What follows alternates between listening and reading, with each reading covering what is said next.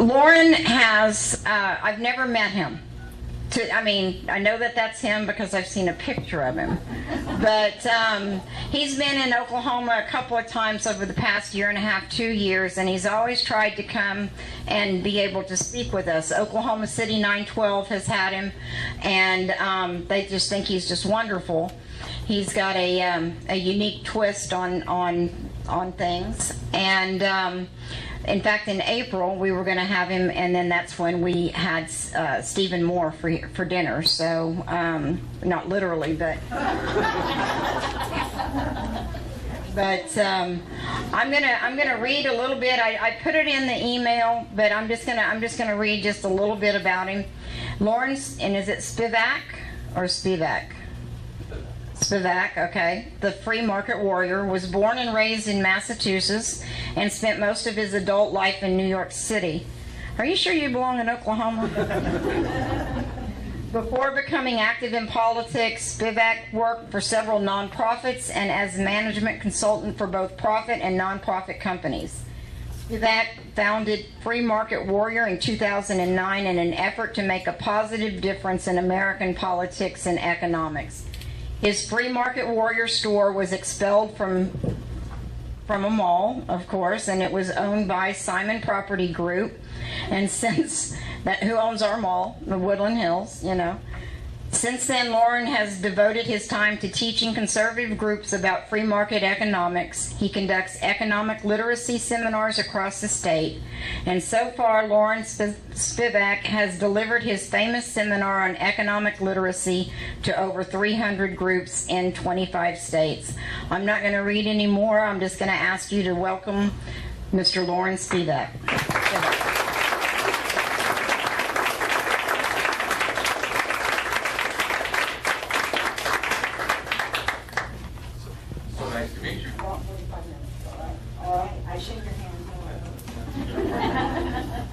Well, thank you guys so much for having me. It's great to be here. My name is Loren Spivak, and I go by the nickname the Free Market Warrior because I travel the country, literally Maine to San Diego. I travel the country and I talk to groups like yours about free market economics. It is my contention that the future of our country and the future of our movement rests on our ability to recapture economic truths that once made us the wealthiest country in the history of planet Earth. Economic truths that we have since forgotten and abandoned and moved away from. Other countries like India and China have adopted the economic policies we've abandoned, and then we adopted the economic policies that they abandoned. And now they're getting richer and richer, and we're getting poorer and poorer, and it seems to me this is a situation worthy of redress. I developed a number of years ago, and Rhonda mentioned this, a seminar called Economic Literacy. It is a 2-night, 7-hour program, which I've done over 300 times. I think it's up to 27 states now. And it's for conservatives who really want to have a good grasp of how an economy works, the logic of economics that shows us why capitalism is not just the best way, it's the only way to get to prosperity. And I would love to come back and do it with you guys, okay? As I said, it's 2 nights, it's a great program, it's fun, it's interesting, there is no math. People say to me, you know, should I bring a calculator when I come to your seminar? There is no math in economics, none. Okay, if that's what they gave you in college, that's accounting. That's not economics. Economics is about human beings. It's about understanding how we human beings, unique amongst all creatures under the sun, we have the power to make each other richer. And it's beautiful and it's fascinating, and it's, in some ways, I think, the ultimate human science. So anyhow, I just keep this in mind. I'm going to be back in the area in March and early April. Okay, and if you can give me 2 nights, I would love to come by and do this. You'll love it, and you'll come out of it with a lot of good information. And in that vein, what I wanted to talk to you tonight was about, you know, I'm sure you and I share the excitement over the election. I've had good elections and bad election nights in my life, and that was an amazing election night. And I want to be the first person to talk to you about how Donald Trump can get reelected. Because that's what it's all about, okay? Winning one presidential election is very nice. What matters is what happens after that. And if we look through our recent history, virtually every president in recent times has either not been reelected or left office under a cloud of discontentment, in one way or another. Whether it was the first Bush or the second Bush or Jimmy Carter or Clinton, there were clouds of everyone. The last president to leave office as a true success that no one could really doubt was Ronald Reagan. Before that, probably Eisenhower. Okay? This doesn't happen that much. Okay? We want Donald Trump to be successful and get reelected and get policies that are going to be in place that are going to stay there. And to do that, he needs to do one thing above everything else, and that is fix the economy.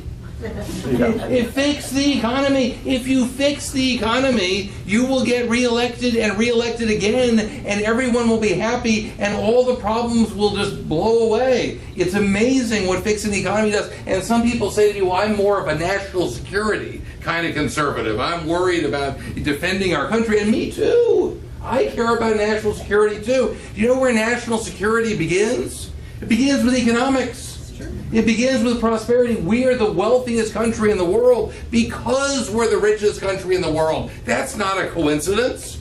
Well, why does the rest of the world care about America's foreign policy? Why don't they worry about Brazil's foreign policy? Brazil has like almost half the population of the United States. Why does everyone say, oh, what's Brazil going to do? Well, because we're rich and they're poor. If they're rich and we're poor, no one's going to care what our policy is. Okay? And you can say, well, I'm more of a social conservative. I care about social issues. Well, me too. Me too. But if you want to get those social issues in, you got to win the next election. How do you win the next election? You fix the economy. So that's what we're going to talk about today. We're going to talk about how Donald Trump can completely change the direction of this country through the right economic policy. And to understand that, you need to understand what's wrong with our economy now. And I think that begins by understanding that for about 85 years now, the official economic policy of the United States government has been based on the writings of an economic quack named John Maynard Keynes, who back in the 30s said that government could fix an economy. How? By spending money. He said if the government takes a big bucket of money and dumps it out all over the economy, then we'll turn poverty into prosperity and everything will be wonderful and the economy will be going great. This is called Keynesian economics. And it has been the official economic policy of our government for 85 years now. It was Richard Nixon, a Republican, who famously said, we're all Keynesians now. He didn't even consider this debatable. So let's talk about Keynesian economics and where it's done, what it's done to our country.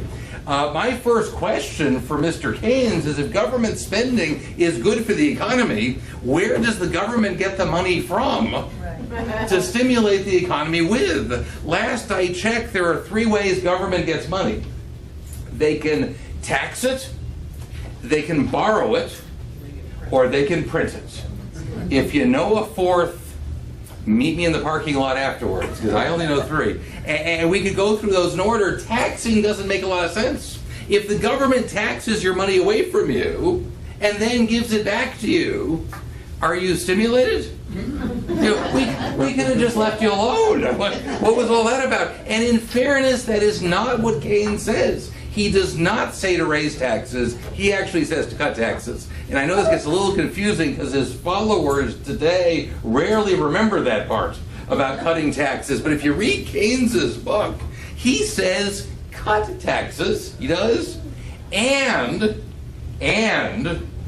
raise spending. He says spend more and tax less. Because the secret to prosperity, according to John Maynard Keynes, the official economic philosopher of the United States government for the last 75 years, he says the secret to prosperity is deficits. He says deficits are good, and the only thing better than deficits are bigger deficits. The bigger the better. Because we're going to stimulate the economy with borrowed money. We're not going to take the money out. We're going to borrow it from somewhere else and put it in. We're going to raise the pond by borrowing the water from somewhere else. You may recall that in 2009, a newly elected Barack Obama launched $1 trillion stimulus. Do you remember? To stimulate our economy. And they said if you don't pass it, unemployment could hit 8%. And they passed it, and unemployment promptly hit 10.5%. So I was watching Fox News a couple years ago. They were celebrating the 5th anniversary of the Obama stimulus. And they had on the obligatory liberal and conservative commentators to argue about it. And they got to the question of what did that $1 trillion accomplish? What did it do for our economy? And the answer is it accomplished what economists call a dead cat bounce. You know what that is? That's when you throw a dead cat on the ground and see how high it bounces, okay? It accomplished nothing. Nothing. And so they asked the liberal lady, how come it didn't work? And you know what she said? She said it wasn't big enough. See, that was the problem. It wasn't big enough. And it was interesting because it triggered a memory for me. Years ago when I was in college, we were learning about Roosevelt and the New Deal and all of these programs Roosevelt had to stimulate our economy. Do you know what Roosevelt's New Deal accomplished, economically speaking? Nothing. A dead cat bounce, that's right. After 6 years of Roosevelt and the New Deal, do you know what the unemployment rate was? It wasn't 8%, it was 18%. And it was rising, it wasn't going up. And I asked my professor in college, I said, how come it didn't work? And you know what he said? He said it wasn't big enough. See, they got this one nailed down. It's never worked once in the history of planet Earth. And you ask him why, it's never been big enough. But when it gets big enough, then it'll work. Now, prove that wrong. Now, I can tell you why borrowing money does not stimulate your economy. It's very simple. Where do you borrow it from? The economy. Every dollar that is borrowed is also lent. Is that not so? How's that for an economic role? The total dollars borrowed in the world and the total dollars lent in the world are going to be the same number. And the only reason that borrowing and lending even happen is that there are some people in the world who have more money than they want to spend right now. Other people in the world want to spend money right now they don't have. So you know what happens? Get this, the guy who wants to spend money he doesn't have goes to the guy who has money he doesn't want to spend and borrows it every single time.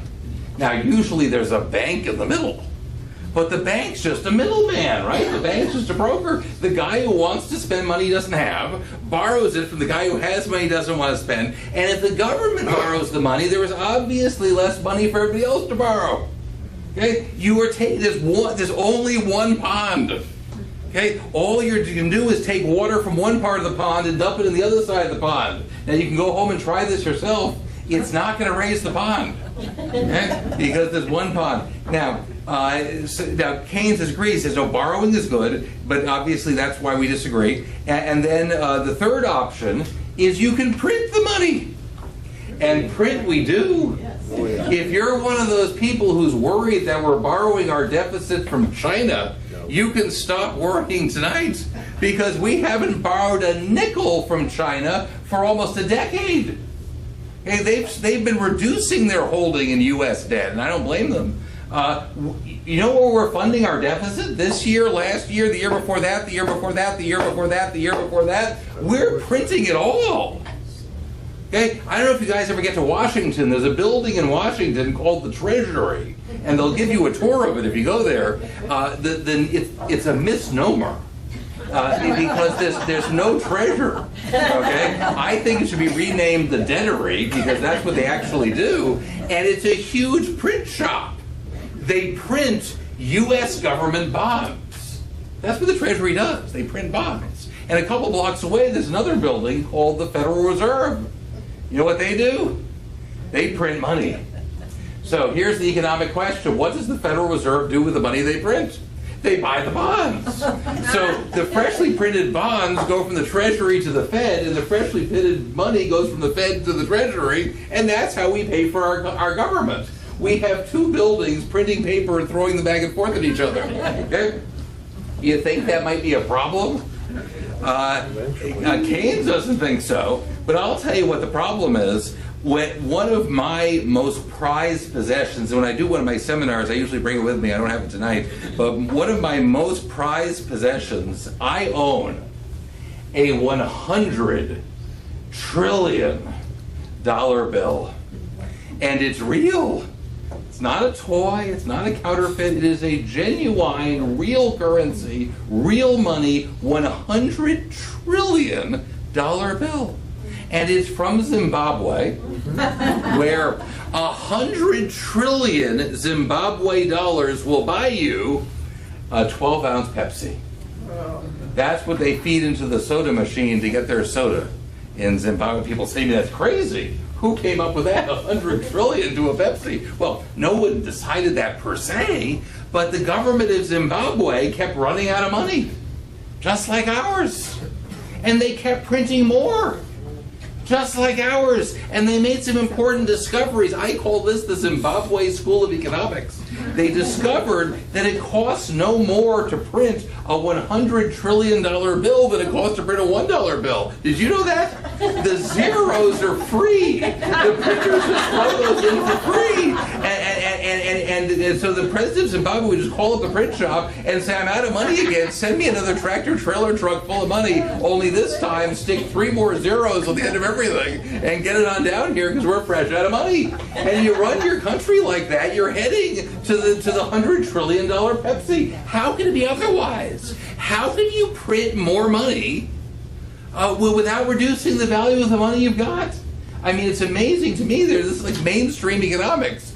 Says you can keep printing more money without reducing the value of the money you've got. It's absurd. Of course you can. You're going to have to pay the piper sooner or later on that.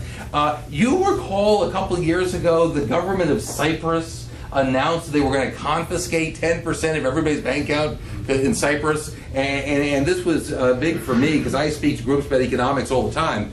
And for months after that, we would go to the question and answer period, and I got asked the same question every single time for months, which was, will the United States government do that to me?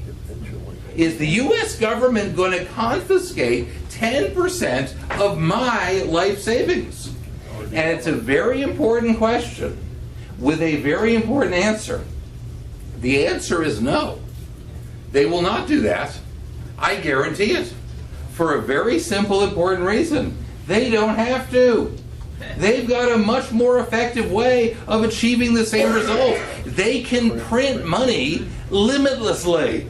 And by printing money, they will take the value out of your money without taking your money out of the bank. Why? Do you realize what a political backlash there would be if they started confiscating people's bank accounts? Okay, you'd have riots in the streets. Why have that when you can just print more money and achieve the exact same effect? If you want to understand the logic of that, imagine you had a printing press in your own basement. If you had a printing press where you could print your own money limitlessly. Now here's my question. Would you rob a bank? Why would you rob a bank if you can print your own money? Robbing a bank is dangerous. You can get shot. You can get arrested. All kinds of bad things happen. Why would you take that kind of a risk if you can just print your own money? And if you understand that, you understand exactly how the United States government feels. That is the path of least resistance, and that's what you have to worry about. I don't know if any of you have saved up $100 trillion yet, for retirement or whatever. But suppose you had, and you go to withdraw, and you find out it's enough to buy a Pepsi. You're going to feel like you've been robbed. And the bank's going to say, what are you talking about? It's all counted again. It's all there. It's all there. But the value isn't all there. That's the issue. Cyprus, by the way, is on the euro. They can't print their own money. The U.S. government can. And that's the difference. So anyhow, this is what Keynes recommends. He recommends borrowing money and printing money. And I want to go a notch deeper into Keynes' economic theory because I think it's important we understand this. Not because he's right. He's arguably one of the wrongest people in the history of economics. But our country is being run right now on the assumption that he's right. And so here's what he says. He says what causes a recession, says Keynes, is that you have too much supply and not enough demand.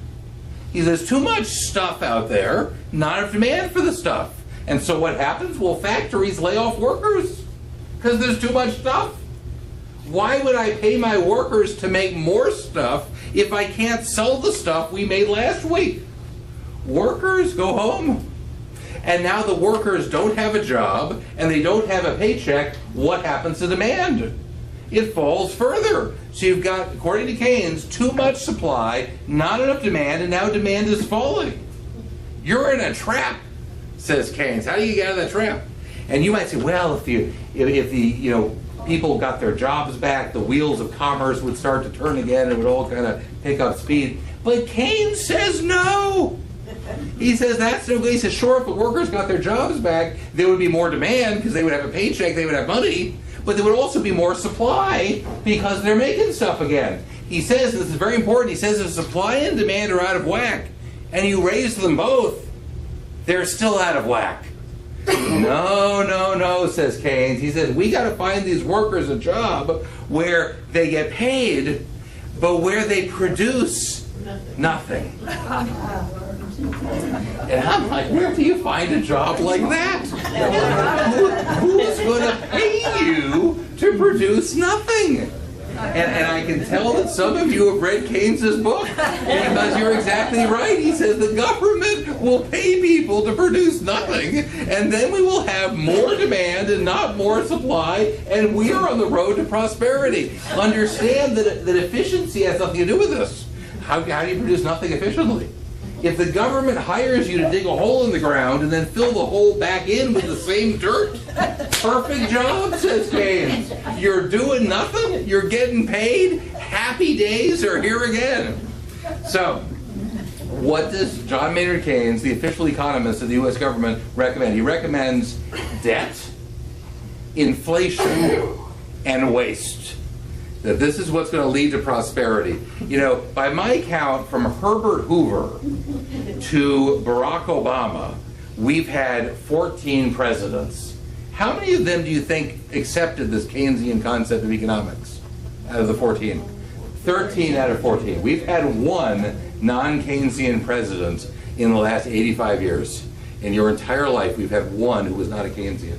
Okay? So, what else does he recommend? Because I saved the best for last. He recommends very, very strongly, he recommends destruction.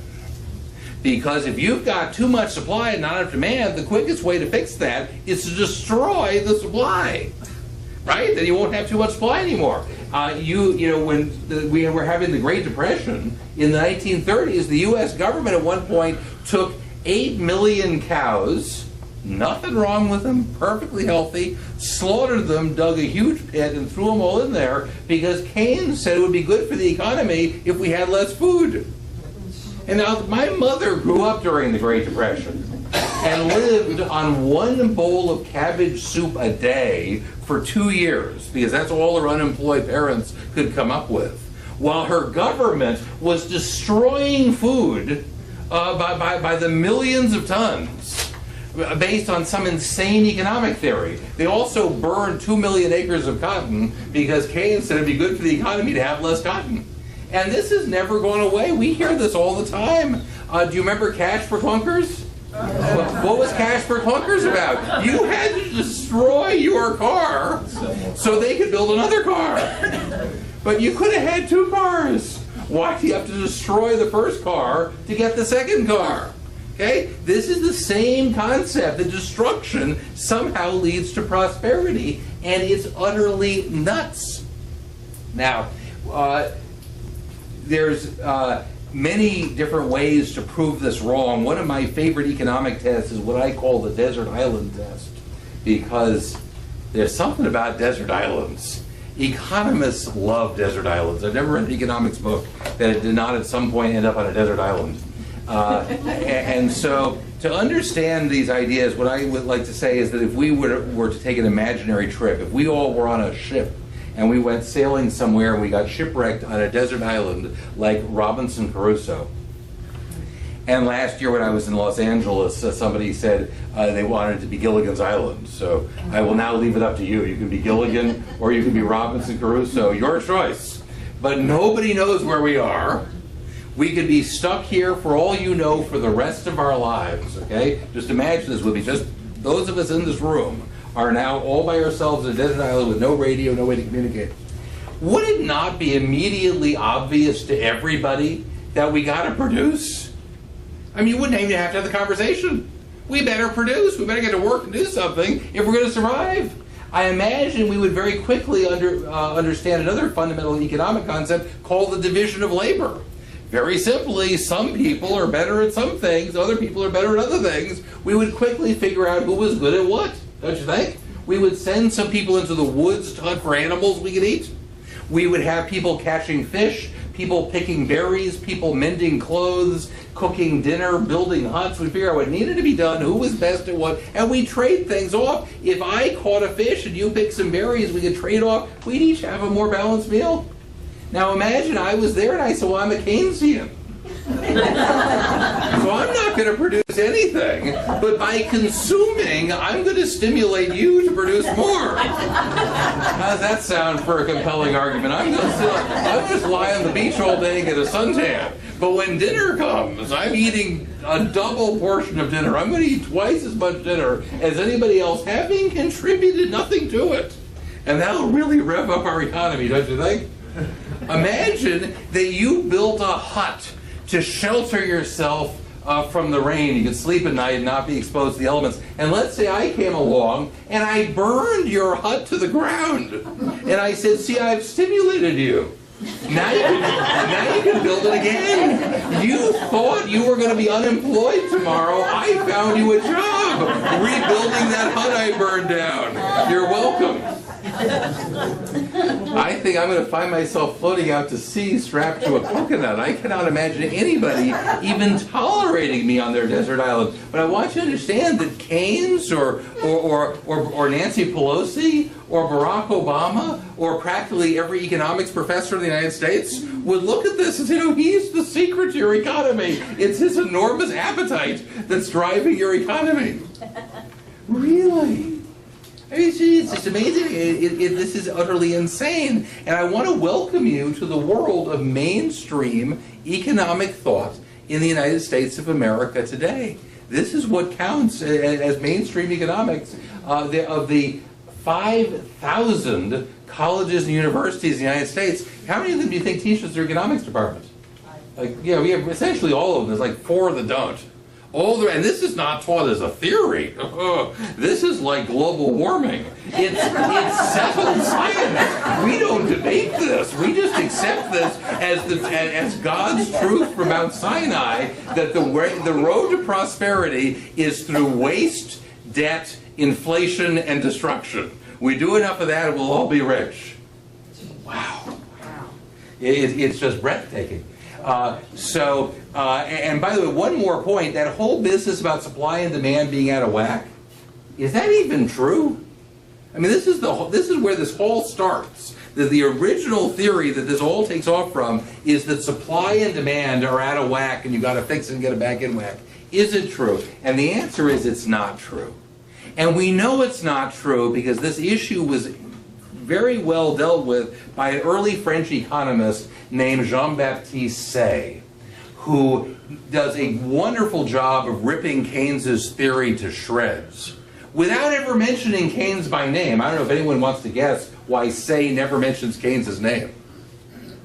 Because Keynes hadn't been born yet. I would have thought that if you came up with an economic theory in 1930, which had already been proven wrong in 1830, that would get in the way of your winning a Nobel Prize in economics. But I was wrong. Apparently the Nobel Committee wasn't bothered by that at all. But let me tell you what Say says 100 years earlier. He says it looks like sometimes like supply and demand are out of whack. He says it can look like that if you own a store and nobody's coming into your store to buy anything, and I come to you and I say, what do you think about the economy? He'll say the economy stinks. because nobody's in my store. That's what's wrong with the economy right there. And I suppose if 5 minutes later a bus full of tourists pull up and they come in and buy everything to the bare walls, well, now the economy's fine. They came in and they bought the stuff. But here's what Say says, and by the way, it's good, you want a little economic tidbit to take home tonight. This is a nice one. It's called Say's Law. And Say says you're looking through the wrong end of the telescope. He says you're missing the point. So he says supply and demand can't be out of whack. He says they've never been out of whack. Not once in the history of planet Earth have they been out of whack, for a very simple, very important reason. And that is that they're the same thing. Supply and demand are not two different things. They're one and the same. What Say's law? Supply is demand. Very simple law. What does that mean, though? How do we understand that? Supply is demand. Well, let's take the case of the shoemaker. Why does the shoemaker make shoes? Because he really likes shoes? Because shoes make him happy? He just wants to be surrounded by shoes all day long. When I was in Los Angeles, somebody in the back row said he's got a shoe fetish.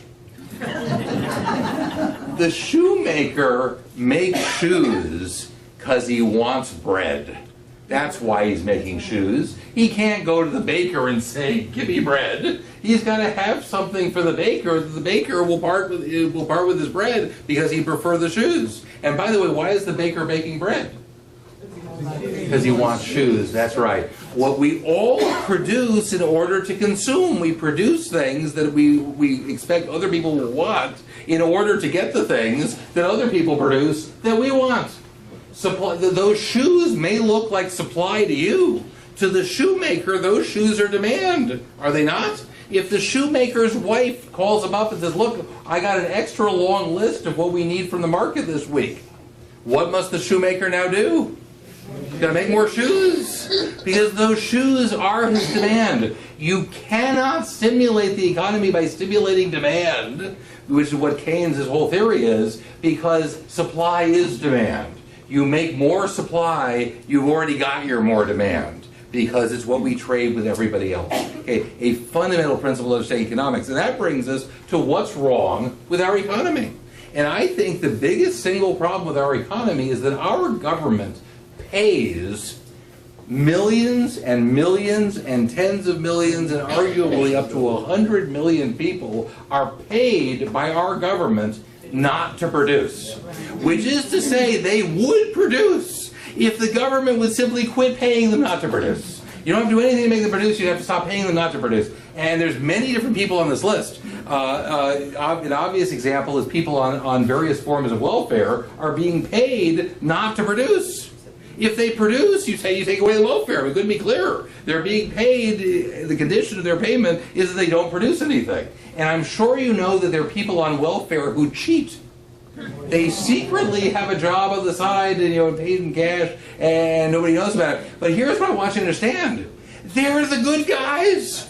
Those are the good guys. Because, yeah, they're cheating, but at least they're producing. What scares me is the honest people on welfare, who are very careful to sit on their couch all day and never produce a thing, okay, because they're following the rules to the letter. That's what's damaging our economy far more. And then we've got people, millions and millions of people on unemployment insurance for years. Years of unemployment insurance. And I said to myself, why do we have unemployment insurance? Who invented it? And why? Was it because we felt compassion for poor unemployed people and wanted to lend them a helping hand in the spirit of Christian charity? Nope. Unemployment insurance was invented by John Maynard Keynes with the express purpose of getting people to consume when they're not producing. If you believe this whole theory about supply and demand being out of whack, that's the entire logic of unemployment insurance, is you pay people when they're not working. And that way they'll consume and they won't produce. What else have we got? Well, we've got millions and millions and millions of government workers. 20 million people in the United States work for the government, federal, state, and local. I think economically it's useful, this is what I do, is to divide them into three categories. First of all, there are people who do legitimate things that need to be done and are moreover the legitimate job of government. Okay? There is a logic, I don't have time for it tonight, but there is a logic why things like law enforcement, police, courts, judges, national defense have to be done by government. They need to be done, they're the rightful job of government, and those people are what government is supposed to do, and I don't have any problem with that at all.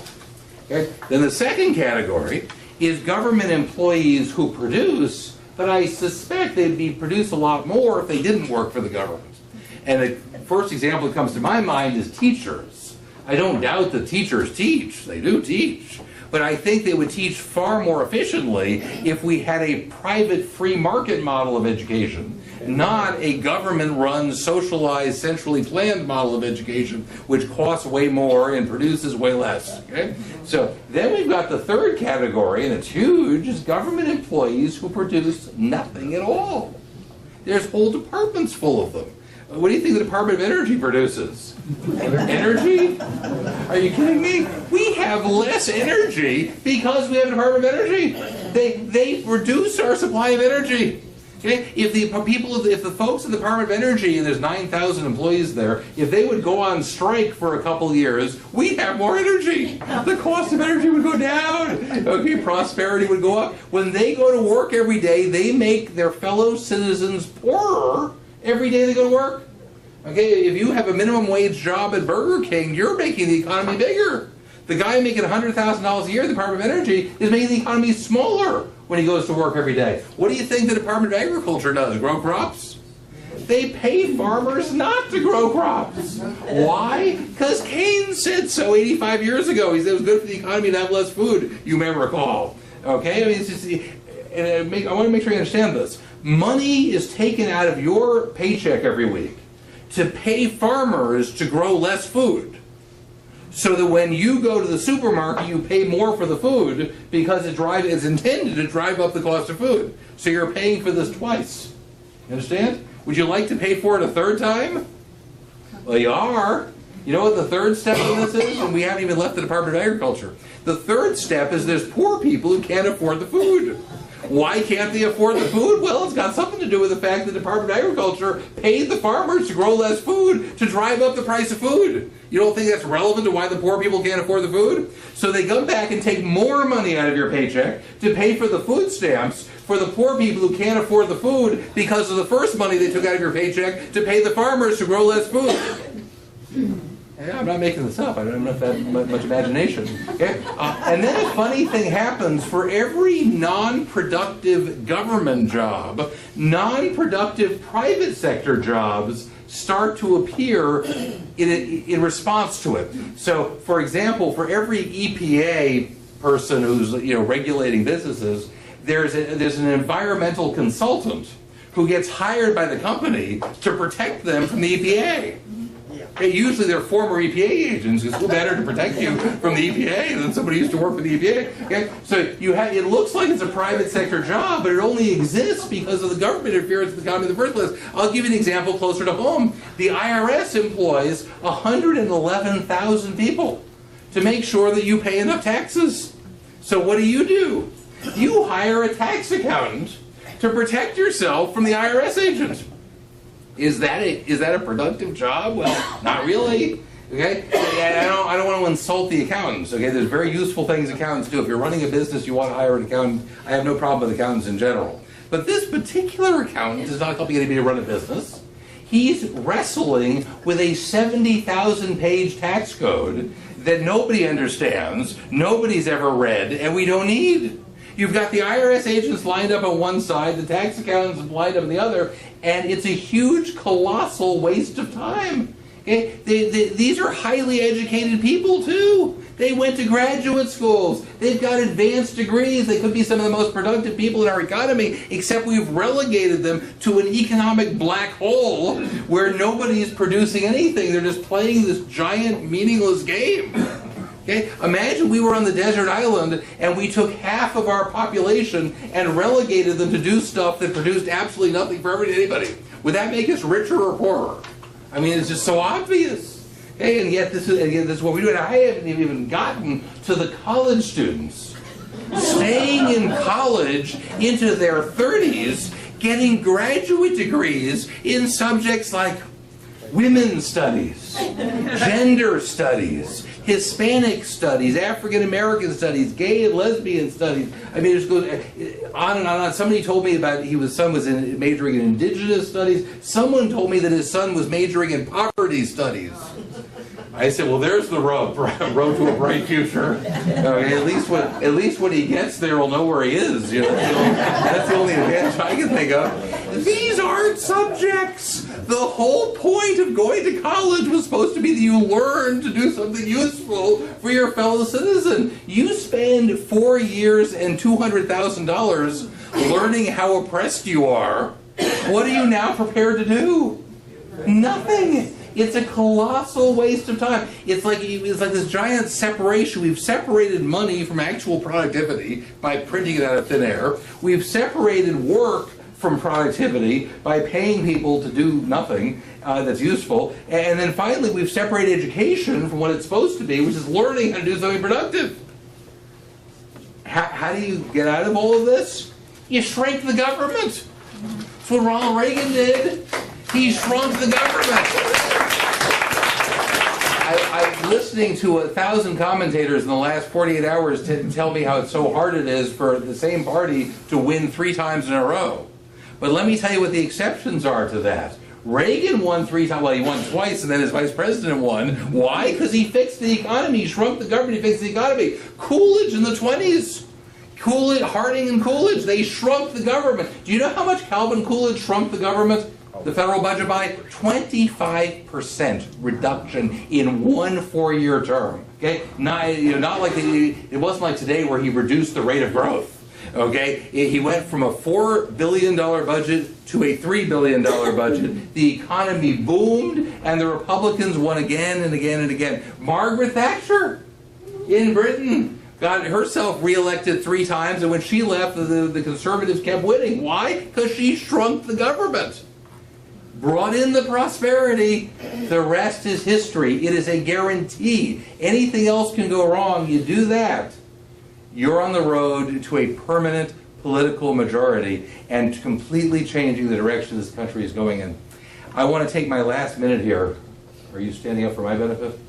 No, for mine. Oh, okay, good. Someone's giving me a hint over here.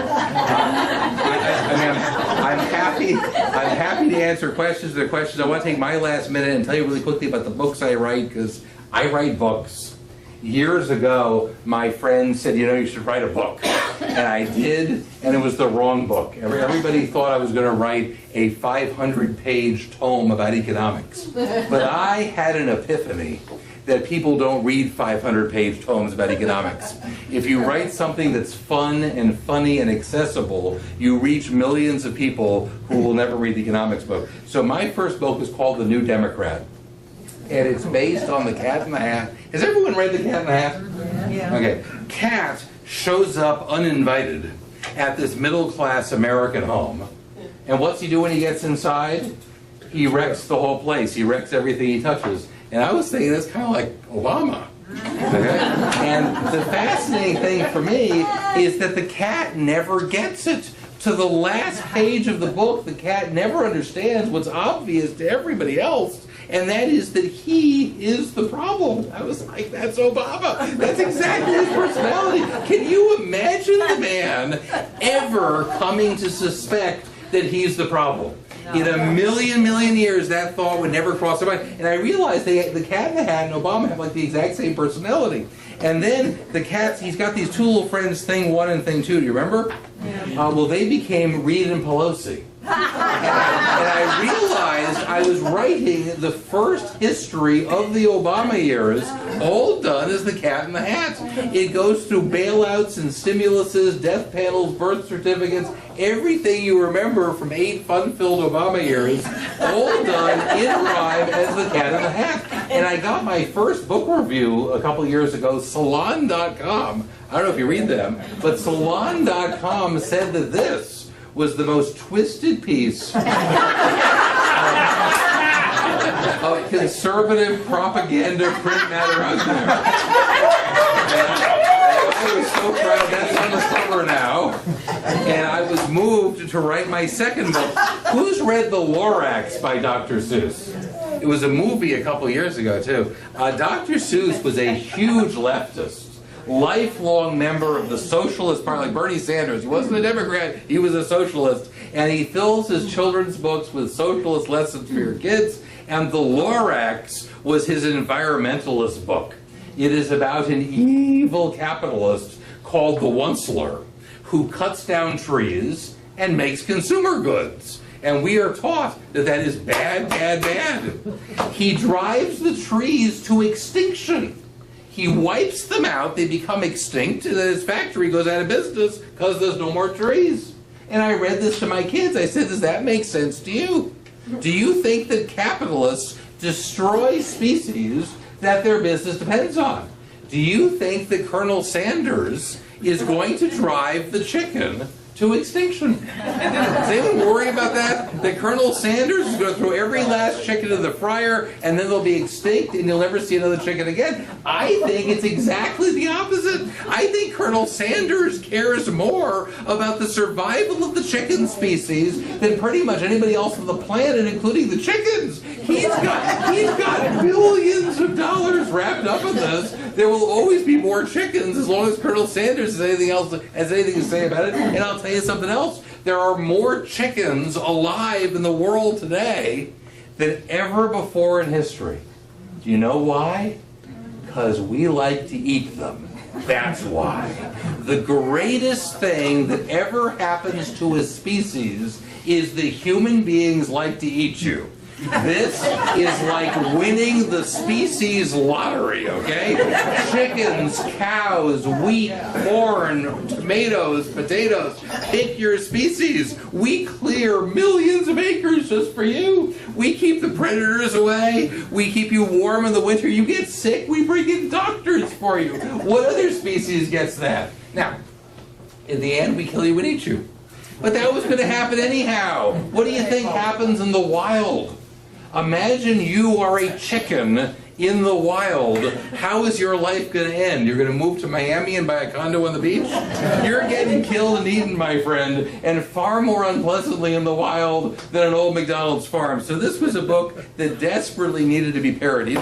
Mine is called The Gorax because it stars Al Gore as the Lorax character. And it's about how America used to be free and prosperous. And we were prosperous because we were free. And then the environmentalist wackos showed up and step by step, regulation by regulation, drove everybody out of business.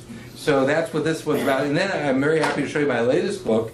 Just came out this year. I wanted to do something about the election. And it's called The Wizard of Oz. It's obviously a parody of The Wizard of Oz. And my first thought was that Bill Clinton made a really great wizard. Because as you will recall, the original wizard is a charlatan. It's all fake, it's all smoke and mirrors. I thought Clinton fit that role just to a T. When they first meet him in my book, they say, "Are you the Wizard of Oz?" He says, "It all depends on your definition of Oz."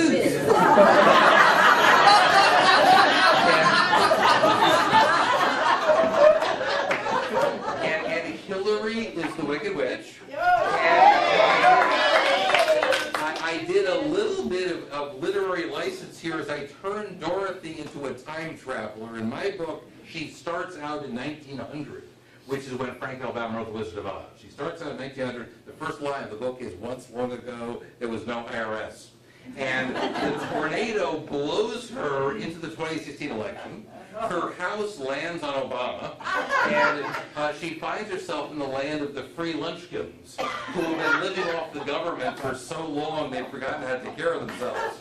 And I wanted to address a whole bunch of issues that I'm concerned about in America today. So you remember the scarecrow doesn't have a brain?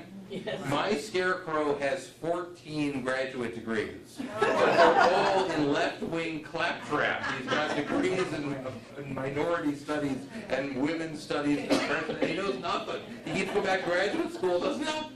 And my Tin Man's a businessman. He doesn't like paying taxes. And then friends say, "Well, you don't have a heart. If you had a heart, you'd enjoy paying taxes." So he's looking for a heart so he can learn to enjoy paying taxes. And remember there was a cowardly lion? I replaced him with a cowardly rhino.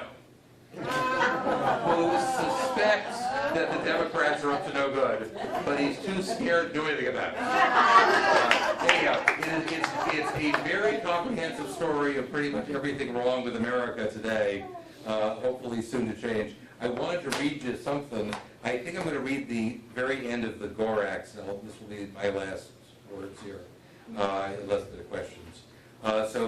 This is after the environmentalists have shut down the entire economy and there's nothing left. Okay? This is how the book ends. I like my endings. He says, so I took a few stones from my factory lot and I spelled out a word that's worth more than I've got. A word that means everything to one who is lost, because freedom is worth it, whatever the cost. And now that you're here, it's all plain to see that freedom itself just isn't free. Unless people like you are willing to fight to bring back our freedoms, it'll never be right. So Catch calls the 1%er. He let something fall. It's the Constitution, the last copy of all. You're in charge of our heritage. Don't let us down.